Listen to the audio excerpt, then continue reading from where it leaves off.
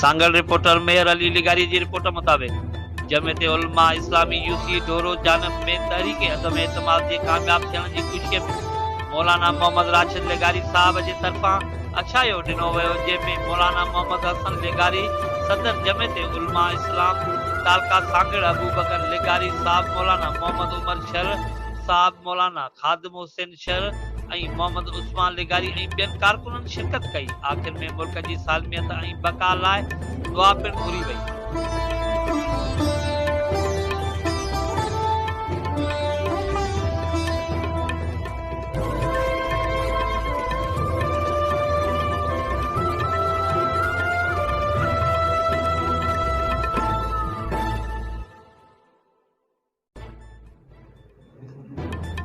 बिस्मिल्लाहिर्रहमानिर्रहीम। यह तो अज तहरीक अदम एतमाद कामयाब थी।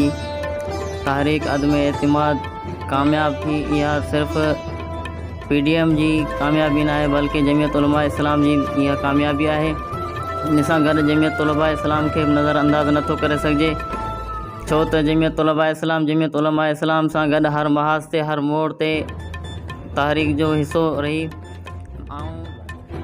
अल्हम्दुलिल्लाह अज पूरी कौम के असां मुबारकबाद ॾियूं था। अज पाकिस्तान जी फतह थी, आईने पाकिस्तान जी फतह थी, मुसलमानन जी फतह थी, पाकिस्तानी अवाम जी फतह थी।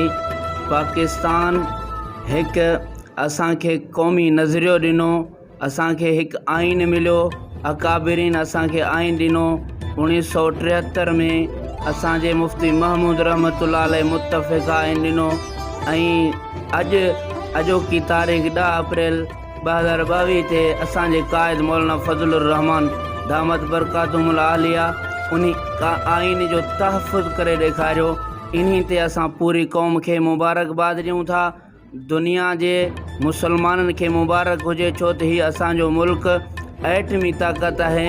जेकॾहिं इन जो आइन महफ़ूज़ रहंदो, इन जी जमहूरियत महफ़ूज़ रहंदी, इहा ई असांजे इस्लाम जे लाइ, असांजे मुसलमानी क़ौम जे लाइ बहितरीन साबित थींदो।